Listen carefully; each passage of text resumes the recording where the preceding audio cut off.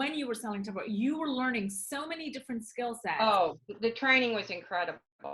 Right? The training was incredible. And I'll tell you this. I did not finish my degree. Mhm. You know, I told you I got my MRS and then my MOM, and I wound up going to school 3 years. Even with babies, I walked on and got a scholarship to play tennis and played tennis at University of Texas in San Antonio, but didn't finish my degree and always wound up having 3 children.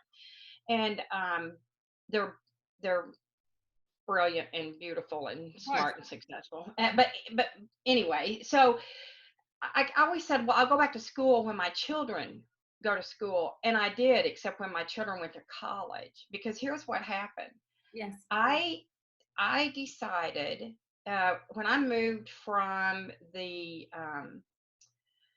working in the centers and before I moved into the selling capital equipment, I went on maybe one of the only job interviews I've ever been on, and it was to sell software. It was to sell software Yeah. over in Dallas. And I remember going to the interview, and I write about the experience in my book. And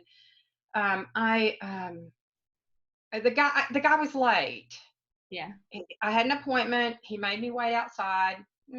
I wasn't impressed with that. Right. And I went into interview, and I bet I was not in for 2 minutes. And this guy's looking for a sales rep, and I have at least 20 years of sales experience and training beyond, read every book, you know, attacked every piece of training I could.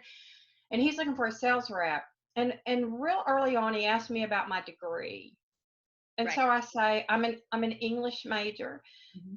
I have 3 years of college, but I have not finished my degree. Mhm. And basically, he thanked me and dismissed me from the interview.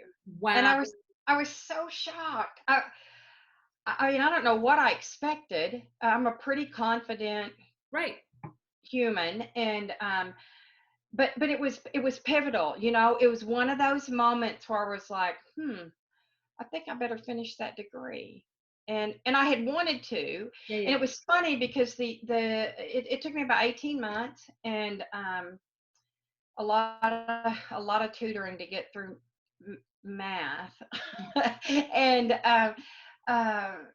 it was funny because somebody said, well, what are you going to do now that you have your degree? And I said, well, I'm going to keep selling stuff. That's how I make a living, you know. So I don't know, but it is interesting because all of those things make up the experience, whether they're good things or bad things. All that stuff makes up the experience of who you are and what you can do and how you can take that somewhere and do something with it.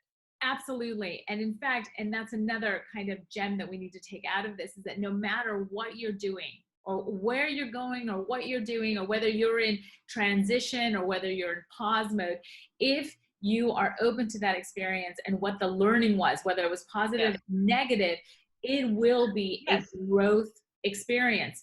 And that's why I would never ever diminish the Tupperware experience, because I think that's where you realize, wow, I have a talent for speaking, I have a talent for people to follow me, I have a talent for training.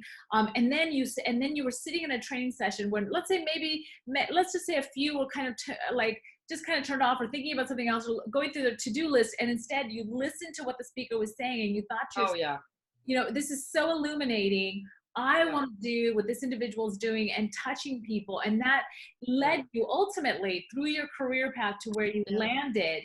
And I think all of that is it's so critical to anyone who's listening or watching this. Please remember, if you are open to it, the universe will send these things to you. You will learn something. That's right. That's brilliantly said. Brilliant.